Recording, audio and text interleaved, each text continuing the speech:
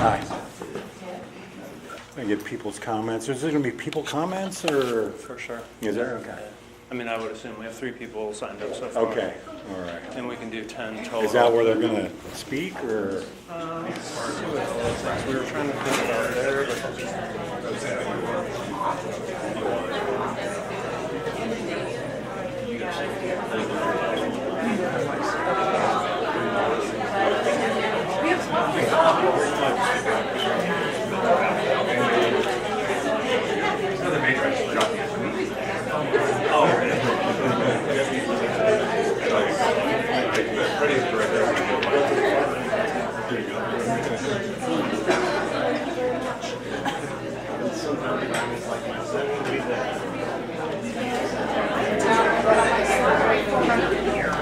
My name's Claire Strawn, and I'm co-chair of the River Road Community Organization.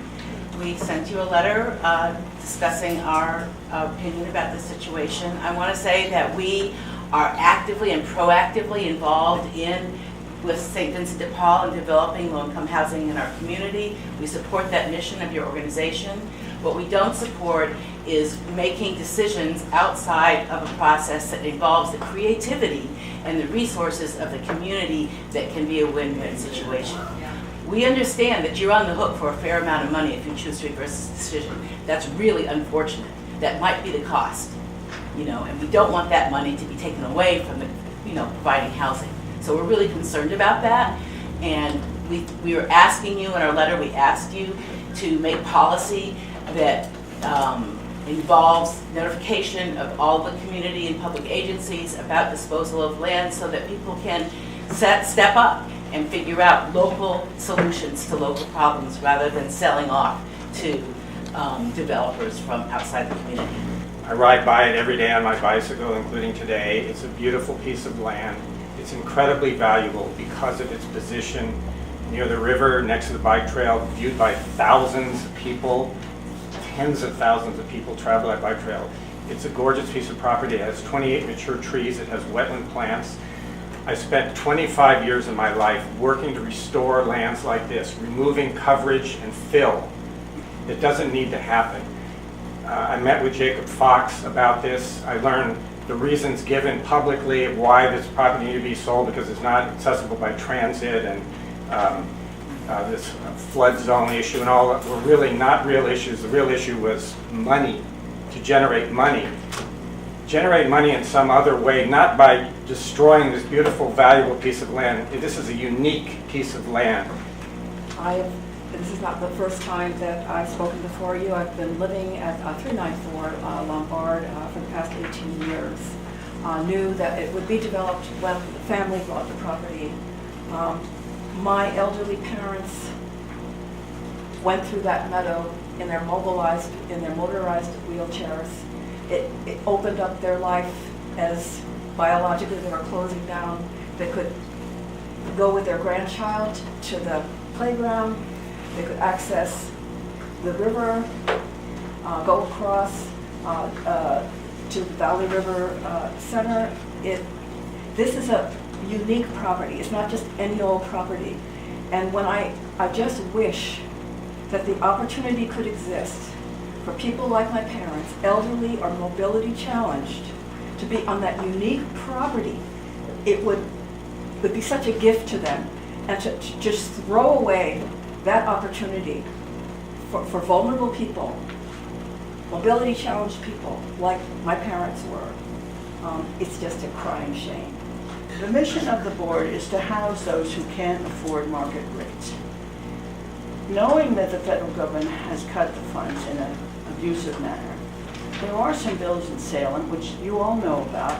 All the data that I've put in my hands makes it really sound like sound, wonderful, thoughtful work has been done. Unfortunately, a lot of people haven't been included with it.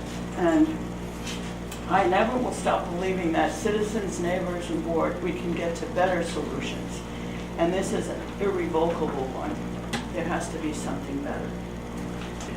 I can remember when Robert Straub put into motion the idea of a greenway on the Willamette River. And I remember when Tom McCall followed up and worked very aggressively to clean up the river, something that's lately been talked about could happen again. I'm strongly opposed to the idea of this development in the Greenway.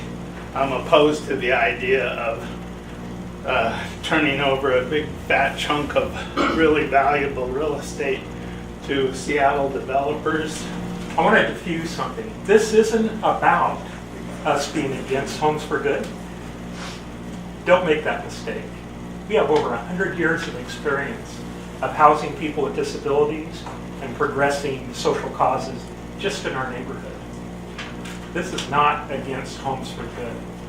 This is just against a bad decision. And when we make bad decisions, again, if we care, we stand up and say, well, it's a mistake. That's all it's being asked for. Hi. There are so many issues with the situation regarding the sale of the River Road site. A lack of transparency, as evidenced by the River Road Community Organization letter and the Whitaker Community Council letter. The fact that we have to beg our public housing authority to provide low-income and affordable housing using local labor in our neighborhood. And the fact that numerous parties, including the City of Eugene, Parks and Open Space, and other affordable housing providers were not notified. And upon being informed by all of our efforts, they have shown great interest in developing the site for affordable housing with greenway protections and using local labor. There was no clear land disposal policy by Homes for Good, and there's been no public process for the public land that was purchased with public money. So I'm here today to urge the Board of Directors, who also happen to be elected officials, to vacate the current purchase and sale and instill a public process for public land. And while I have the floor, I'd like to ask everyone that's here today to support vacating the current contract and initiating a public process to please stand and show your support for this. Thank you. And Board of Directors and Executive Director Fox, please take a look around at all of these voters, all of these community members, all of these people who are in support of affordable housing, greenway protections, and local labor. And in closing, I would like to say that if there is monetary repercussions regarding the termination of this contract, that's because there was a bad decision that was made. Perhaps not knowing when you initially signed the contract is one thing, but you had an opportunity to walk away free and clear at the time that you extended the purchase and sale agreement with Evergreen Housing Development Group. And Jacob Fox, the executive director, made a decision to extend the contract for 400 more days. Thank you.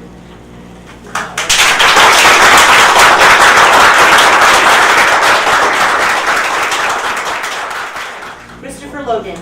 Hi, this is the third time I'm speaking to you, and I just hope I don't have to do this again, because this is such a clear issue between money on one side and the will of the people on the other side. There are a lot of issues in government where the will of the people is indeterminable, because people want abortion, they don't want abortion, or they want tax reform, or they want something else. But here, there's no group begging you to build a huge parking lot where there used to be old trees by the river.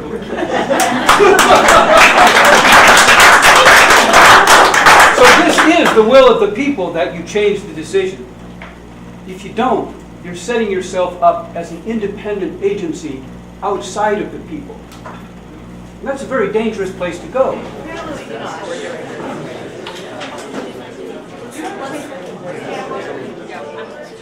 Our goal on this board is to promote affordable housing. We do that through a number of different mechanisms, but selling this property and going through with the sale of this property to market rate housing is not generally in favor or supporting of the overall goal of affordable housing. A second reason is that the agency needs the money from the sale of this property.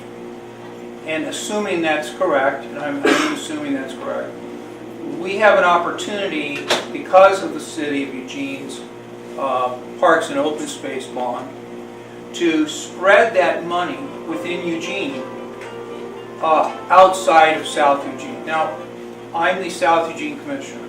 I favor Eugene's park and recreation bonding money being spent on parks and open space in South Eugene. But I think it's been a fair statement over the years that within Eugene, a lot of that money's been spent in South Eugene, and not as much money has been spent in other areas. I'm interested in knowing, and that's why I wanted to see this on the agenda, I'm interested in knowing whether a portion of the property, perhaps the portion closest to the river, could be eligible for those funds that our agency needs, that the city taxpayers have agreed to pay. I'm talking about the urban growth boundary, and the City of Eugene made a decision to not expand for residential outside of the existing urban growth boundary, thereby using this land and all other available land as a part of the 20-year supply of inventory that they had to demonstrate. Consequently, it's going to be difficult inside of the City of Eugene's plans to not put multifamily residential on that property. So that's one thing. So just leaving it as a park is probably not an option. What about affordable housing? That's once again, I'll just keep on what I'm talking right now. Okay. We can talk more later. And that's the other thing I'll say is that I'll meet with any number of y'all later. We can meet at the annex, wherever Clara is. Where is Clara? We can meet at the annex, and I'll come and talk about some of the things that I went through with the Envision Eugene process, which was a very, very long process. Very disappointing to me that we didn't expand the urban growth boundary to residential, because it means that everybody's backyard is a part of the inventory that we have to build on. And we can talk more about that. Whatever happens from this point forward with Homes for Good, Claire, I'd love to talk to you and John. Maybe we can set up a time to discuss this, just me, and I'll bring whatever City of Eugene staff is willing to come. And we can talk more about the supply of land inside of the existing urban growth boundary. When I reviewed the contract, we are actually past the benchmark of which you can say, I want out. That benchmark is now met. It was actually met before two of us came on board. So it was met last year. So what happens is, once you meet that benchmark where you can't get out, the only way to remove yourself from a contract is for the other party to back out of the contract.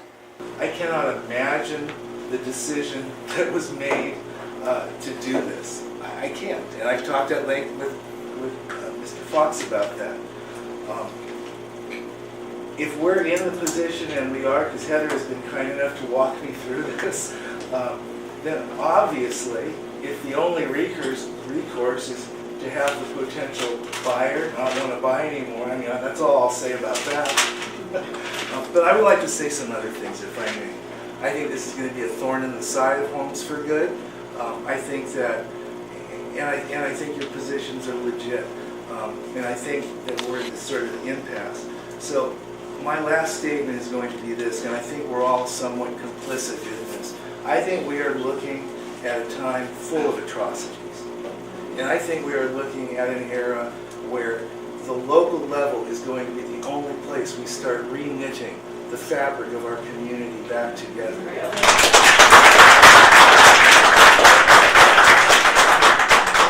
I think this is going to be sort of one of those ultimate tests, because we're all between a rock and a hard place, and nobody's comfortable